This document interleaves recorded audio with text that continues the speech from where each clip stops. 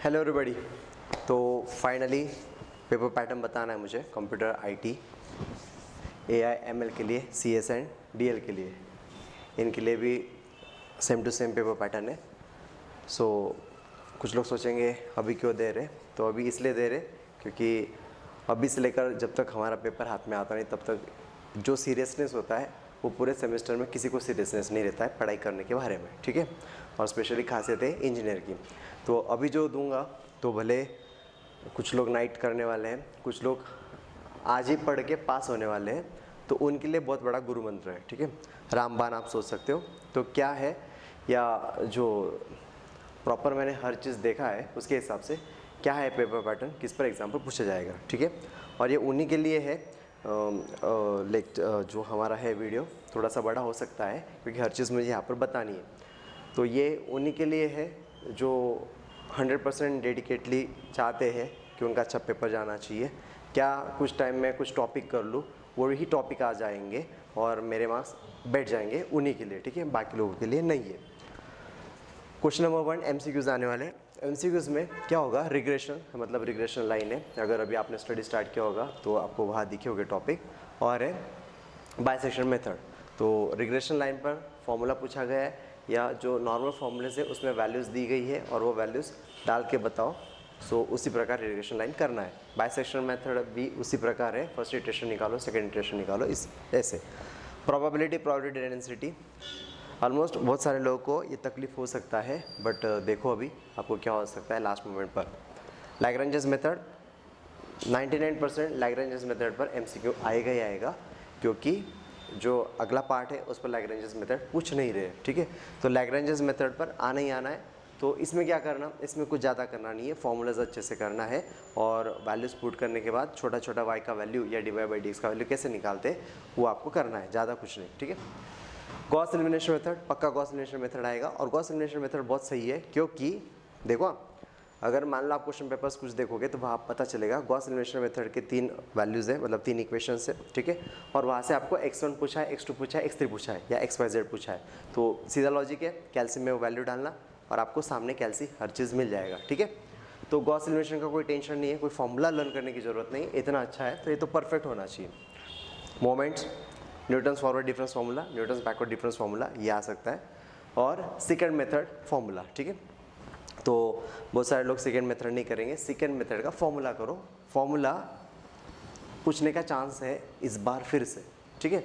इस बार फिर से बता रहा हूँ, सेकंड मेथड होता है। सेकंड मेथड नॉर्मल है, आप उसको देखोगे तो भी हो जाएगा।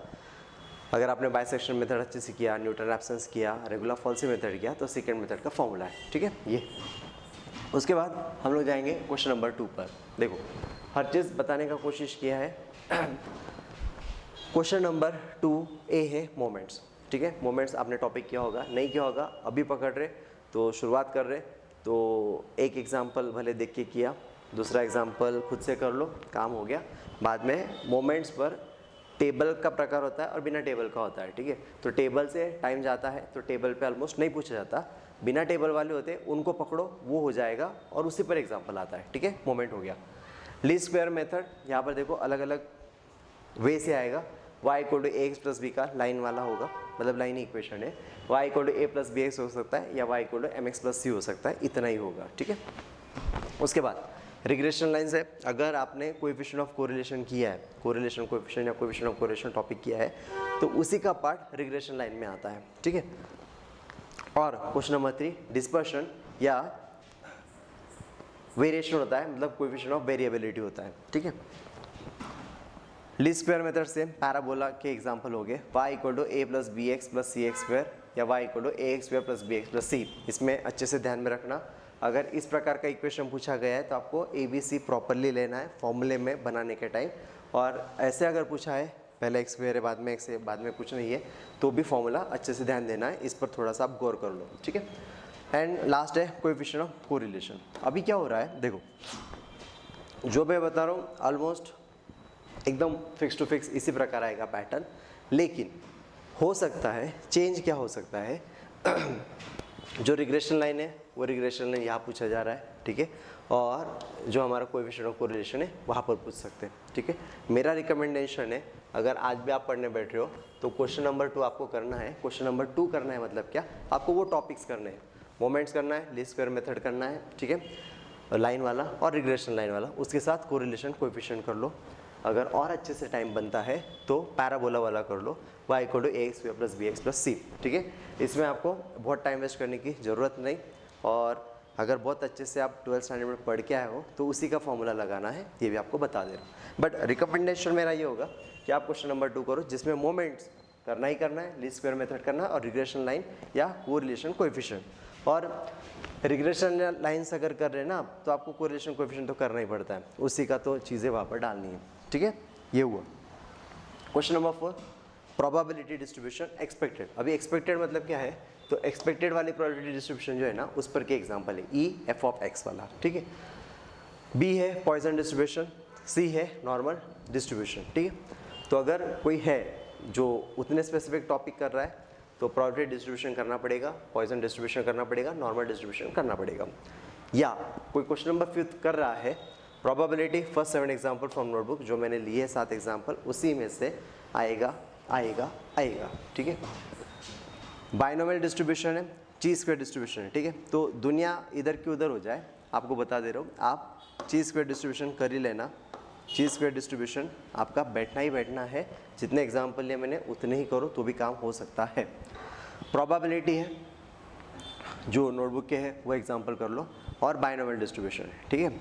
और जो लोगों को फुल टू फुल मार्क्स अगर ये यूनिट पर चाहिए तो उनके लिए उन्होंने ऑलमोस्ट, जो मेरे बच्चे उन्होंने स्टार्टिंग से पढ़ाई किया है, लेकिन जो लास्ट मोमेंट पे कर रहे हैं उनको भी बता रहे हो, ची स्क्वायर कर लो, बाइनोमियल डिस्ट्रीब्यूशन कर लो, ठीक है, नॉर्मल डिस्ट्रीब्यूशन कर लो, पॉइसन डिस्ट्रीब्यूशन कर लो, ठीक है, जिनको फुल चाहिए, और प्रोबेबिलिटी तो कर ही लो, ठीक है। प्रोबेबिलिटी डिस्ट्रीब्यूशन या प्रोबेबिलिटी डेंसिटी वो थोड़ा आपको सोचना पड़ेगा, थोड़ा सा वहाँ आपका 19-20 हो सकता है, ठीक है। और जो अभी कर रहे या आज ही एकदम सीरियस हुए तो उनके लिए ये तो करना ही करना है, आपको यही करना है, प्रोबेबिलिटी, बाइनोमियल डिस्ट्रीब्यूशन, ची स्क्वायर डिस्ट्रीब्यूशन, ठीक है, ये है। उसके बाद question number 6, bisection method, Newton Raphson method और गॉस सेडल मेथड, ठीक है। तो मैंने ही पहले जो पेपर पैटर्न बताया है तो उसके हिसाब से सक्सेसिव अप्रोक्सीमेशन आता था, ठीक है। बट अभी उन्होंने और चेंज कर दिया चीज़ें, क्योंकि सक्सेसिव अप्रोक्सीमेशन में टाइम कंज्यूमिंग होता था, थोड़ा लेंदी हो जा रहा था पेपर, तो उन्होंने वो चेक किया होगा और वहाँ से उन्होंने स्टॉप कर दिया या स्किप कर दिया। बट उन्होंने जो अभी चालू कर दिया है बताना या पूछना, वो bisection method, Newton Raphson method और गॉस सेडल मेथड होता है, ठीक है। यहाँ पर ज़्यादा से ज़्यादा क्या हो सकता है इतना ही, जैकोबी इटरेशन मेथड यहाँ पर पूछ लेंगे, गॉस सेडल को अपोजिट हो Jacobi iteration. Regular falsies method अगर आएगा तो वो ज़्यादा से ज़्यादा पूछेंगे यहाँ पर, इसको पूछ सकते हैं या यहाँ पर डाल सकते हो, ठीक है, वाइस एंड वर्सा हो सकते हैं। बट जितना मेरा मानना है ऐसा ही होगा, कुछ बदलेगा नहीं, और मेरा रिकमेंडेशन है आप क्वेश्चन नंबर 6 को ही रेफ़र करो, वही टॉपिक को करो, आपका परफेक्ट काम हो जाएगा, ठीक है। अभी जो लोग सोच रहे गॉस सेडल ऐसा कैसा है, गॉस सेडल सही है, कुछ ऐसा कठिन वाला नहीं है। जिन्होंने गॉस इटरेशन मेथड किया है, अगर आपको याद होगा गॉस इटरेशन मेथड में क्या होता है, हम लोग इनिशियल इटरेशन जो होता है x = 0, y = 0, z = 0 ऐसा इटरेशन लेते हैं, बराबर, और उसे सॉल्व किया जाता है। गॉस सेडल में क्या करना होता है, हमें y = 0 और z = 0 लेना होता है, पहले 2 0 लेना होता है, फिर x निकालना होता है, फिर जो x आ जाता है, जो z आ जाता है उससे y निकाला जाता है, और जो x और y नए आ गए उससे z निकाला जाता है, इस प्रकार करते जाना, ठीक है। इसलिए गॉस सेडल मेथड है, जितना टाइम आपको जैकोबी इटरेशन में लगता है उतना टाइम गॉस सेडल में नहीं लगता, ये भी बता रहा हूँ, इसलिए वो लोग पूछते हैं इस प्रकार का एग्जाम्पल, ठीक है। बाकी जिसको जिस प्रकार करना उस प्रकार कर सकता है, बट रिकमेंडेशन मेरा ये है, आप बाइसेक्शन मेथड करो, Newton Raphson method, Gauss saddle method करो, ठीक है। Last question number 8, question number 9, Newton's forward difference formula है। अगर मान लो न्यूटन्स फॉरवर्ड डिफरेंस फॉर्मूला यहाँ पर पूछा जा रहा है तो और में न्यूटन्स बैकवर्ड डिफरेंस फॉर्मूला पूछा जाएगा, ठीक है। या अगर न्यूटन्स बैकवर्ड डिफरेंस फॉर्मूला यहाँ पूछ रहे तो यहाँ पर पूछा जाएगा न्यूटन्स फॉरवर्ड डिफरेंस फॉर्मूला, समझ रहा है। अभी सिम्पसन्स 1/3 या 3/8 है, इसी को पूछ रहे हैं, ट्रैपेजॉइडल को नहीं पूछ रहे हैं।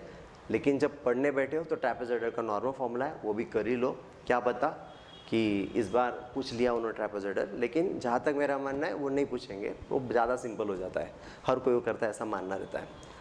और सी में यूलर मेथड, ठीक है, ये है। और क्वेश्चन नंबर 9 आर के मेथड, मॉडिफाइड यूलर मेथड और Newton's forward difference formula, Newton's backward difference formula या Newton's forward difference formula.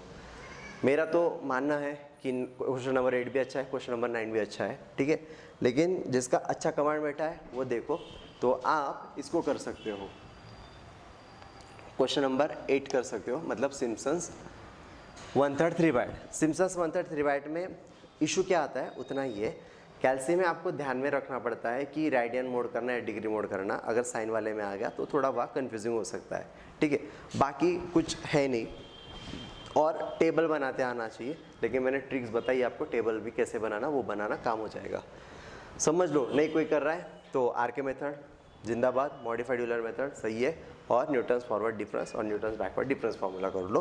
Formula forward वाला किया है तो बैकवर्ड वाला भी फ्री में ही मिलता है, फॉरवर्ड में अगर माइनस है तो यहाँ प्लस करना है, वहाँ डेल्टा है तो यहाँ डेल करना है, ठीक है, इस प्रकार है।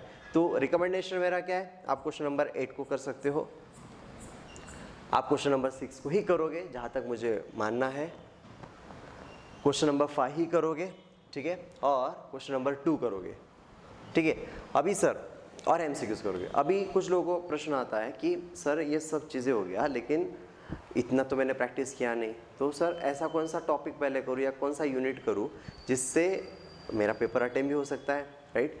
तो देखो, जो लोग एकदम भयंकर होशियार है, बहुत ब्रिलियंट है, वो तो सब कुछ करके जाएंगे, अच्छी बात है, लेकिन जो अभी बता रहा हूँ आपको वो हर किसी के लिए यूज़फुल हो सकता है, ठीक है। अभी हर कोई मुझे सुन रहा है ऐसा नहीं है, कोई किसी ना किसी को मानता होगा, उन्होंने जो भी रिकमेंडेशन किया होगा, they are also best person to recommend you, but what I am recommending आप उसको भी चेक कर सकते हो और आप डिसाइड कर सकते हो, ठीक है। 101% ट्रू पेपर पैटर्न है, 2 example can come different out of your imagination, ठीक है। जितना मैंने आपको एग्जांपल्स बताया है उसके इमेजिनेशन से बाहर भी आ सकता है, ऐसा मेरा मानना है। हालांकि अभी तक एक ही एग्जांपल होता है, लेकिन इस बार हुआ तो हुआ, नहीं हुआ तो पूरा अपना ही आएगा, ये भी कंफर्म है। देखो अभी आपको टोटल अगर प्रॉपर एनालिसिस करते होगे, बीइंग एन इंजीनियर अगर आप काम कर रहे हो तो उसके हिसाब से सोचो आप, ठीक है। जो आखिरी तक देख रहा है उसको ज़्यादा इंपॉर्टेंट या हेल्पफुल हो जाएगा। 12 क्वेश्चन आपको सॉल्व करना है, ठीक है, और एक क्वेश्चन जो है वो एमसीक्यूज वाला है। टोटल उन्होंने टाइम दिया है 2.5 घंटा, या आप पकड़ सकते हो 150 मिनट। ईच क्वेश्चन जो 12 क्वेश्चन जो है उसमें हर क्वेश्चन को मैक्सिमम आपको 11 मिनट देना है, ठीक है, ज़्यादा से ज़्यादा 11 मिनट देना, उसके बाहर नहीं जाना।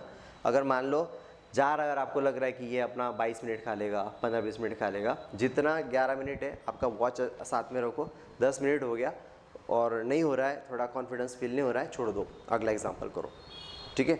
टाइमलाइन के साथ काम करो, क्योंकि रहता है ना कुछ लोग ऐसा रोना होगा, मेरे को तो सब पेपर आ रहा था लेकिन कम टाइम गिरा। भाई टाइम हर साल वही रहता है, लेकिन तेरा स्पीड कमी था, तुझे जल्दी समझा नहीं या तू जल्दी लिख पाया नहीं। क्यों नहीं लिख पाया? क्योंकि तूने टाइमलाइन के साथ काम ही नहीं किया, इसलिए मैं ज़्यादा फोकस आपको वो करा रहा हूँ, ठीक है। घड़ी साथ में ले जाना। ईच क्वेश्चन 11 मिनट देना है, ठीक है। अगर आप 11 मिनट करोगे ना, और अगर 12 क्वेश्चन करोगे तो आपको 132 मिनट लगेगा, ठीक है, 132 डॉट टू डॉट लगेगा। 1 क्वेश्चन एमसीक्यूज है जिसको 10 मिनट आपको देना है, ठीक है।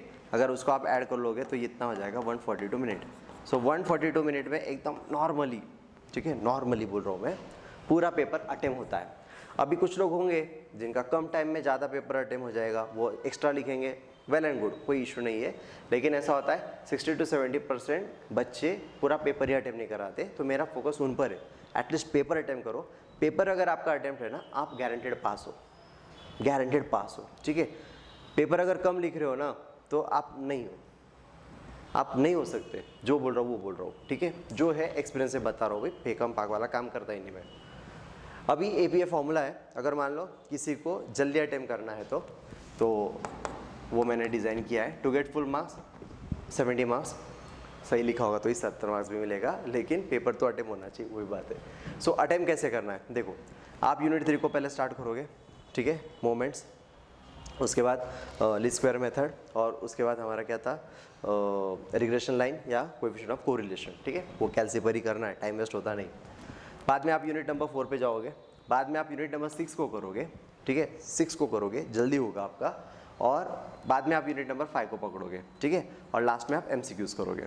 अभी लास्ट मोमेंट पे आपको डिसाइड करना है। यूनिट नंबर 5 एक्चुअली बड़ा होता है, टाइम कंज्यूमिंग होता है, और ध्यान देना जब आप यूनिट नंबर 5 सॉल्व कर रहे हो या यूनिट नंबर 6 आप जब भी सॉल्व कर रहे हो, इधर उधर ध्यान देना नहीं। मान लो कोई स्क्वाड आ रहे, कोई टीचर आ रहे और आप उनको देख रहे हो, ठीक है, तो ये भी टाइम वेस्ट हो जाता है। Time waste in the sense क्या होता है, अगर आपका ध्यान उधर चला गया ना तो आप इधर गड़बड़ कर दोगे। यहाँ पर बड़ी बड़ी वैल्यूज़ होती है। कुछ लोग बोलते हैं कि 4 तक फिक्स होना चाहिए, मैं तो ऐसे मानता हूँ कैल्सी में पूरा ज़्यादा होना चाहिए। जितने डेसिमल्स आप ज़्यादा लिखोगे ना उतना जल्दी इटरेशन आपका आता, ऐसा होता है, ठीक है। और 4 अगर आप टाइम लाइन के साथ कर रहे हो तो डिपेंड आपको जो करना हो, ठीक है। बट ऐसा मानना है आप यूनिट 3 पहले करो, बाद में यूनिट नंबर 4 करो, बाद में यूनिट 6 करो, बाद में यूनिट 5 करो और MCQs करो, ठीक है। तो MCQs को 10 मिनट देना है। तो फिर कोई है कि MCQs मेरा बहुत अच्छे से है, मेरे को आ जाते हैं सारे फॉर्मूलेज मैंने अच्छे से किए, और MCQs करने के लिए फॉर्मूलेज अच्छे से करो, कुछ उससे अलग नहीं करो, ठीक है। कुछ लोग होंगे जो MCQs देखते बैठेंगे और डोंट वेस्ट योर टाइम, ऐसा मेरा रिकमेंडेशन है। आप जो टॉपिक्स है उनको परफेक्ट करो, वही फॉर्मूलेज वहाँ पर आने वाले वही आपको अप्लाई करते आना चाहिए, ठीक है। तो ये रहेगा, और बहुत अच्छे से पेपर लिखेंगे। किसी को कुछ डाउट है तो वह आप पूछेंगे, कमेंट्स में पूछेंगे, और सेकेंड मेथड देख लो, ठीक है। तो जो बताया आप 100% इसको इम्प्लीमेंट करने की कोशिश करोगे, और आने वाला पेपर जो है वो बहुत बढ़िया आप लिखोगे और फुल अटेम्प्ट करोगे। मेरा ये कि बताना है, पेपर आपका पूरा अटेम्प्ट होना चाहिए। अगर कोई है जो 50 मार्क्स का लिख के आया, देखो होता है, कोई होते हैं परफेक्ट टू परफेक्ट 50 मार्क्स का लिख के आए, 50 मार्क्स भी मिल जाता। लेकिन ऐसा मेरा मानना है, अगर आप 50 मार्क्स का लिख के आ रहे हो, जो मीडियम बच्चे हैं या थोड़े नीचे बच्चे हैं, तो 50 मार्क्स का लिख के आ रहे तो ऑलमोस्ट 10-20 मार्क्स का गलत हो जाता है, ठीक है। तो बच्चे 30 मार्क्स में से जो 28 का पासिंग है तो वहाँ इधर उधर हो जाते हो लोग और फेल हो जाते फिर। तो उससे अच्छा बेस्ट है आप अटेम्प्ट पे ज़्यादा ध्यान दो ना, ज़्यादा पेपर अटेम्प्ट, मैं बोल रहा हूँ आप गारंटेड पास हो, ठीक है। मैंने कोशिश किया है अच्छा आपको चीज़ें बताने की, अब ये आप पर है, आपको कैसे डिसाइड करना है, ठीक है। अगर आपको अच्छा लगा है तो आपके दोस्तों को शेयर करो, शेयर करना उतना ही बोल रहा हूँ मैं, उनको अच्छा लगे, आपको अच्छा लगे तो लाइक करो, ठीक है। Bye bye, have a great ahead and all the best.